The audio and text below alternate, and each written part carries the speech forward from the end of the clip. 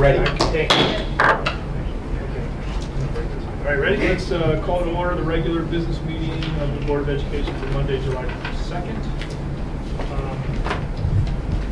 Let's stand and accept the pledge. Yes. Yep. It's a good plan. All right. Pledge allegiance to the flag of the United States of America, and to the republic for which it stands, one nation, under God, indivisible, with liberty and justice for all. All righty. Our agenda this evening, we will open it up for public comment. I have nothing on the president's report. Read superintendent's report. Okay. I'm sorry. You're right. Yeah, guys, I flipped that. When you flip through this, I'll come right back to you. Okay. That's fine. All right, so we'll approve the consent vote agenda that we've discussed earlier this evening. Brief updates from facilities and finance and program personnel. Also, which we reviewed detail earlier this evening. Karen, anything from CEDO? Very brief. Okay. IASP, nothing. All right, so roll call, please. Jim Batson. Don Carmichael. Here. Kat Rudy. Here. Lisa Hessel. Here. Kevin Huber. Karen Lunston. Here. Casey Rooney. Here. Okay, so we know Jim Batson and Kevin Huber out. All right, anybody from the public who'd like to speak? All right, we should note for the record that there was one resident who spoke earlier this evening. At PNP. Jim McCormick. Okay. He's not present for me, but he did speak earlier tonight at the PNP meeting. And if there's anybody else who wants to speak? No? Okay. Nothing on the president's report, superintendent. Okay, Pat, good evening. This evening we have several pieces of good news, even in the summer, which is always great news. LHS 2019 graduate Molly Grayton was named to Crane Chicago Business Tech 50 for 2019. She was selected for her work as a co-founder of GirlCon. Cool. VHHS students received honors at the National FBLA Conference held in San Antonio, Texas earlier this month. The team of Tyler Kading and Ben Goroshenko placed third in sports and entertainment management. The trio of Mira Singh, Ben Thomas, and Julie Lee placed seventh in management information systems. And the team of Ben Froman and Ryan Ellis placed ninth in 3D animation. The following D128 students were selected to be part of the 2020 All-State production of Ada. From LHS, Rachel Erdman, cast member, Albert Sterner, cast member, Jason Sakili, cast member, Noah Kublank's orchestra, Sarah D'Onofrio, orchestra, Mara Gavrilovic, crew, and from VHHS, Mackenzie Furlan, cast, and Sarah Gluck, cast. The show will be a part of the 45th Annual Illinois High School Theater Festival to be held January 9th to 11th, 2020 at Illinois State University in Normal. So congratulations to all of our students. Next on the superintendent's report is the LHS pool and parking update. And I'll just do this briefly, and Mark, unless you want to take a shot at it. But essentially, we've had several status updates. The board did a tour, and any members of the public who were interested did a tour of the new LHS pool tonight, the old LHS pool, and the start of the process there and the outside development around the pool. We are on target right now to finish everything and hopefully be in the pool prior to the opening of school on August 12th. Anything the two of you want to add? Nope. Right? Good. Rita? Good. Okay, we're good. Any other questions from the board on that? Okay. The board, we had extensive conversation on this at the Facilities and Finance Committee meeting earlier. LHS and VHHS additions and renovations update. Mark, anything to add with VHHS? Everything we discussed, we are on schedule presently in the cafeteria area. We are a little behind in the out in the classroom area and the gym addition due to some permitting with sewer and water, but we are confident we can make up the time. Things are moving forward. We are making good progress over here at the LHS old pool renovation. We are on schedule with that. The majority of the heavy demolition has been completed, and the rest of it will be completed before school opens on August 12th.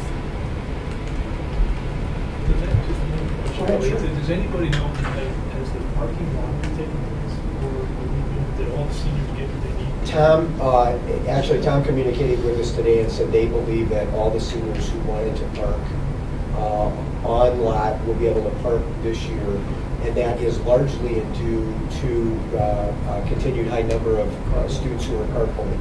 Now, remember, we're actually lost some spots because of the construction of the old pool, right? The demolition of the old pool. And so that's current as of today. So it looks like everyone that wanted, all seniors who wanted a parking space, it appears to them will have a parking space in the fall, even with the loss of, and that is because the carpooling has been very popular again. Are they doing the paint for space thing? Oh, yeah. Yeah. That'd be cool. That's always We should recognize them. Okay. All right. Okay, anything else on additions? Okay. And as always, we'd like to remind the public that the board does the yeoman's share of its work at our 2 committee meetings, program and personnel, and then facilities and finance. So the board has already had very detailed, deliberate discussions on a number of things that they will address tonight, and particular vote on in committee. So we always welcome you to come and be a part of that process and watch the board work. Okay, next on superintendent's report tonight is donation acknowledgement, and we'd like to acknowledge receipt of donation from Mr. Craig Baumgars in June of 2019 of a replica half-scale primate hominid skull set to the Vernon Hills High School Science Department. The donation will be acknowledged at our meeting tonight, and we just want to thank Craig, as a longtime employee of the district, longtime teacher in the district, for giving back to the district.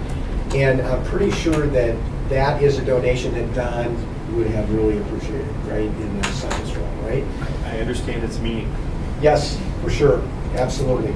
And next, Pat, from the superintendent tonight, our FOIA requests. We had 2 FOIA requests this month. FOIA requests received 6/19/2009. Response deadline was 6/26/2019. The requester was Jack Caniff, business agent, Iron Workers, Local 73, 2525 West Lexington in Broadview, Illinois. Information requested: certified payroll and contract information for temporary fence installed at Vernon Hills High School located at 145 Lakeview Parkway. Gilbane is the general contractor.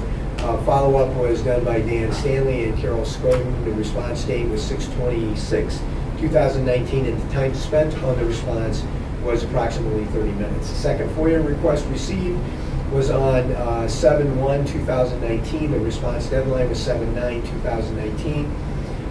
Requester, again, was Jack Caniff, business agent from Iron Workers, Local 63, 2525 West Lexington in Broadview. Information requested: certified payroll and contract information for the temporary fence installed at Libertyville High School located at 708 West Park Avenue, Libertyville. Follow-up: Dan Stanley, Carol Scoden. Response date 7/8/2019. The time spent 10 minutes on the response. And Pat, unless there are any other questions for the superintendent this evening, the superintendent's report is concluded. Thank you very much. All right, consent vote is in, it's listed, we reviewed it earlier tonight. Committee, can I ask for a motion to approve the consent vote as listed, agenda as listed? I second. Any discussion? All right, roll call please. Carmichael, Aye. Grudy, Aye. Hessel, Aye. Lundstedt, Rooney. Aye. Okay, motion carries. Next, Facilities and Finance Committee, we'll cover that for Kevin. Just one motion for rental labor rates. All right, so the rental labor updates have been updated for next year, right? Correct. Largely based on either the change in the rates that the people actually paid or an adjustment based on CPI. Okay. And the details of that are provided in the packet we reviewed earlier tonight. Can I ask for a motion to approve the rental labor rates for fiscal year 2020 as So moved. There's a second. Second. Any discussion? Roll call, please. Grudy. Aye. Hessel. Aye. Lundstedt. Aye. Rooney. Aye. Carmichael. Aye. All right, motion carries. Program and Personnel Committee, Representative Batson. Is it in Nice, ice? right? Makes up for the one where I didn't fill in. Item A, Security Consulting Services. Brian, you want to So we received, we're looking to have an outside consulting service come into both Libertyville and Vernon Hills High School to look at our current security measures in place, including procedures and our hardwares that are in place. We looked at 4 companies. Only 3 of them were able to give us a price. One, just due to the high volume, was not able to have their services available for this year. So our hope is to have this contract approved and have Facility Engineering Associates come and work with our people in the buildings and look at our security. So we'd like to, as a board, approve the contract for FEA. And that's in the amount of $7,000. 7,500. So $7,750. I move to approve the contract with Security Consulting Services, Facility Engineering Associates for $7,750. Second? All right, any discussion? I'll just mention, we discussed it earlier, high priority on these security issues, and also member Batson has firsthand experience working with this particular firm and how they recommend it, so always good discussion. Any further discussion? If not, roll call, please. Hessel. Aye. Lundstedt. Aye. Rooney. Aye. Carmichael. Aye.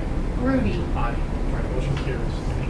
Next, video interviews for D128 applicants. As part of our evaluating our procedures for hiring teachers in District 128, one of the things that we did this past year with the committee of department supervisors and administrators is to look at all of our procedures that we have put in place to hire new teachers, and in revamping that process from the online application to phone interviews to committee interviews to administration interviews, that we are tying all of that, the whole process and the questions to our daring mission statement. And one of the things that we would like to incorporate into that process to help our department supervisors choose the best candidates is the video interviewing interface that could be interfaced with our online application. So all of our applicants would go through an online paper screening, but also a video interview that would be in place for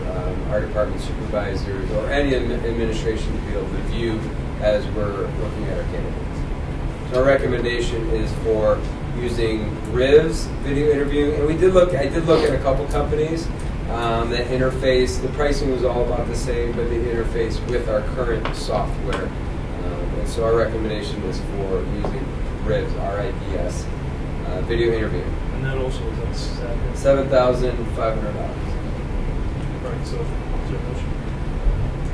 I motion to approve the contract for Ribs video interviewing in the amount of $7,500 for video interviews for D128 applicants.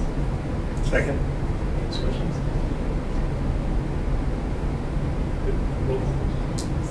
Lundstedt. Aye. Rooney. Aye. Carmichael. Aye. Grudy. Aye. Hessel. Aye. Right, motion carries. Next, resolution to regulate expense reimbursements for board policy 7125, board member compensation expenses, 560 expenses. So this annual resolution is in place. So when you're looking at board members that attend yearly conference, that you're reimbursed very on the same level that all of our staff members reimbursed, and that's in Board Policy 560 under expenses. So this annual resolution allows you to review what board policy is in place and to make sure that we are following those procedures yearly. And Brian, it is, I think you had mentioned in committee meetings that the state does not require us to do this annual. However, we have a history of doing it annually for transparency with our public. Is that correct? That's correct, yeah. Okay. And what the law requires is some type of periodic review. It's very vague on what it is.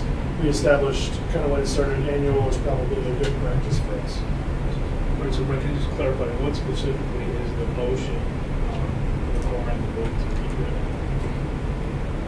Motion to approve the resolution. Yeah, motion to approve the resolution. To regulate things. Yep. So, yeah, that's it. So under, it's under Board Policy 2125, and then there's an exhibit attached to that board policy, which is the resolution. And that resolution then, when you approve it, will show up with the new date every year. Yes, go ahead. I motion to approve the resolution to regulate expense reimbursements for board members. Just say the board policy 2125. Board policies 2125 and 560. Second. All right, any discussion? Have roll call, please. Rooney. Aye. Carmichael. Aye. Rudy. Aye. Hessel. Aye. Lunston. Aye. Okay, motion carries. All right, there were a number of board policies that were modified and discussed earlier this evening. Those are first readings, so those will come back to us again next month for approval. Are there any other topics on this? Can I go back? I was going to say something when we were talking about the video interviews, and I decided to hold it. And I think I want to mention, just for the benefit of the public, that the video interviews are not taking place of the in-person interviews that are a normal part of our hiring process. This is simply technology allowing us in the application process to add one more layer of screening in this initial screening process. So I just wanted to be sure you mentioned All that. right. Cito. Yeah, I just wanted to make you guys aware, in the spring, there was an incident occurring at CEDAW that was confidential at the time, but is now been announced publicly. Again, one paraprofessional, it was discovered that one was not following the procedures in dealing with behavioral issues with the student, and then when they went back to review video footage, they were able to confirm that and find other incidents with that particular paraprofessional and another. So those folks were removed from the classroom and ultimately resigned, and that's taking on its own. They're done with CEDAW, but that's continuing on the system of the CEDAW is actually then, of course, reviewing their policies, making sure that their staff is well trained, taking another look at everything that they're doing. This in particular was having to do with class students who are there for so there's letters that have gone out to the parents, the public, I think, it's probably in the papers by now. Yes. But just, they did make the governing board aware of